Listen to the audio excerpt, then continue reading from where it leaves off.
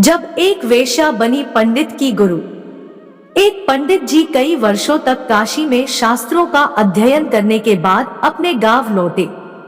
गांव के एक किसान ने उनसे पूछा, पंडित जी, आप हमें यह बताइए कि पाप का गुरु कौन है। प्रश्न सुनकर पंडित जी चकरा गए, क्योंकि भौतिक व आध्यात्मिक गुरु तो होते हैं, लेकिन पाप का भी गुरु होता है, यह उनकी समझ और अध्ययन के बाहर था। पंडित जी को लगा कि उनका अध्ययन अभी अधूरा है, इसलिए वह फिर काशी लौटे। फिर अनेक गुरुओं से मिले, मगर उन्हें किसान के सवाल का जवाब नहीं मिला। अचानक एक दिन उनकी मुलाकात एक वेश्या से हो गई। उसने पंडित जी से उनकी परेशानी का कारण पूछा तो उन्होंने अपनी समस्या बता दी। वेश्या बोली, पंडित जी, इसका उत्तर है तो बहुत ही आसान, लेकिन इसके लिए कुछ दिन आपको मेरे पड़ोस में रहना होगा। पंडित जी के हाँ कहने पर उसने अपने पास ही उनके रहने की अलग से व्यवस्था कर दी। एक दिन वेश्या बोली, पंडित जी, आपको बहुत तकलीफ होती है खाना बनाने में।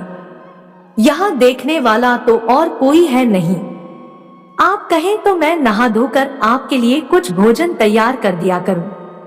आप मुझे यह सेवा का मौका दे तो मैं दक्षिणा में 5 स्वर्ण मुद्राएं भी प्रतिदिन दूंगी।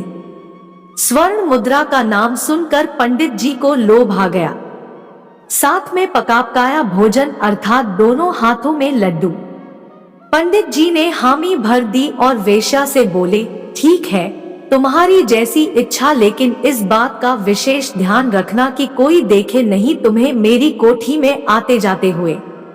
वेश्या ने पहले ही दिन कई प्रकार के पकवान बनाकर पंडित जी के सामने परोस दिए, पर ज्यों ही पंडित जी खाने को तत्पर हुए, त्यों ही वेश्या ने उनके सामने परोसी हुई थाली खींच ली।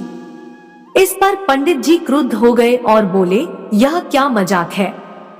वेश्या ने कहा, यह मजाक नहीं पंडित जी, यह तो आपके प्रश्न का उत्तर है।